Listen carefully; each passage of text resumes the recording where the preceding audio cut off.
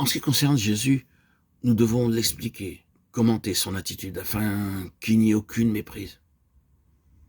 Il se tient là, aux yeux du monde, aux yeux de sa génération, comme en tant qu'homme inconnu. Voilà donc un homme avec un H majuscule, vivant une vie humaine sur une base différente de celle de tout autre homme. Il y avait à ce fait un aspect négatif et un aspect positif. L'aspect négatif était le suivant. Si je peux introduire ici l'expression « il était circoncis de cœur ». Cela veut dire qu'il était complètement séparé du principe du moi en tout point, dans son intelligence, son cœur et sa volonté. Il ne voulait pas utiliser son intelligence ou penser ses pensées ou arriver à ses jugements sur la base du principe du moi, de quelque façon que ce soit. Le moi n'avait aucune place, ni dans ses sentiments, dans sa volonté. Voici donc un homme qui a une âme, une intelligence, un cœur et une volonté, le constituant en un vrai être humain, mais dans l'âme de qui le principe du moi a été complètement mis de côté.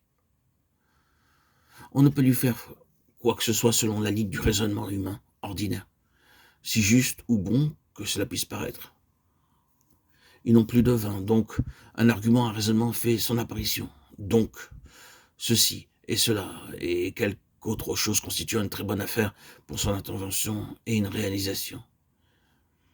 De quelque point de vue où l'on se place, où presque cela pouvait être prouvé comme une chose qu'il devait faire, du point de vue de l'obligeance humaine, de celui de la justification de sa mission, de la confirmation de sa personne divine.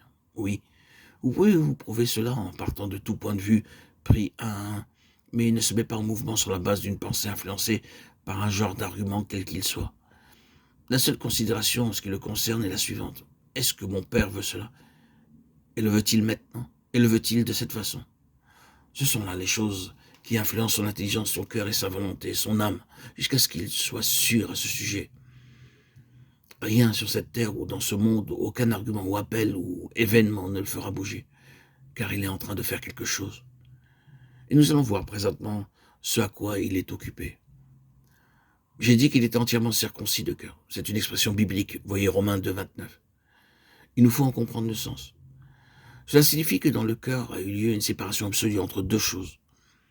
Si vous préférez, vous pouvez substituer le mot âme au mot cœur. C'est l'homme intérieur.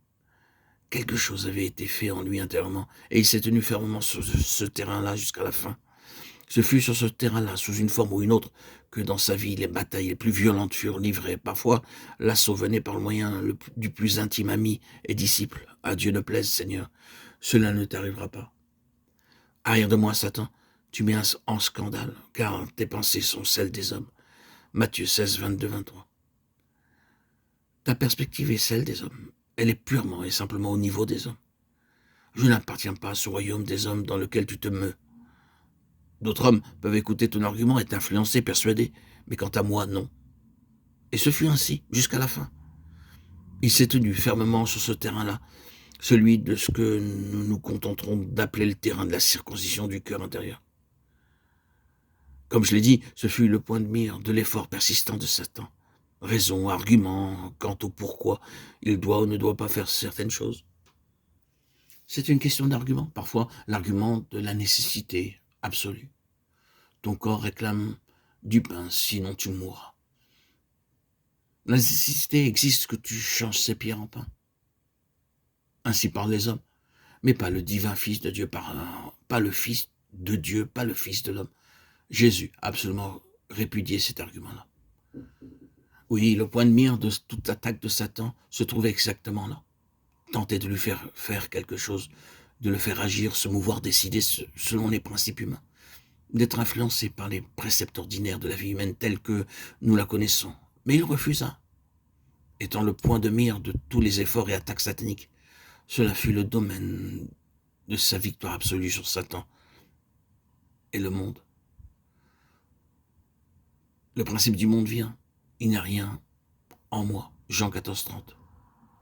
Que cherchait-il? Le principe du moi.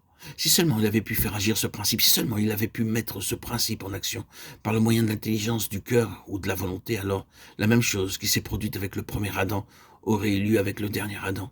Et le royaume serait de nouveau allé entre les mains du diable. le moi, cet ego qui fait obstacle à la volonté du Père, qui cache la volonté du Père.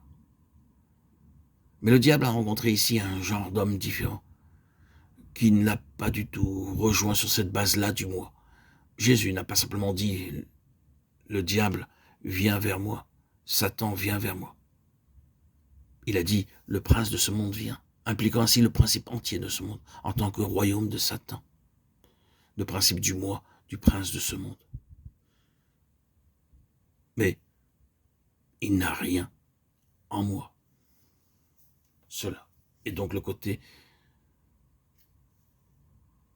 l'aspect positif, que le Seigneur était si complètement consacré à la volonté de son Père que le moi n'avait pas de place.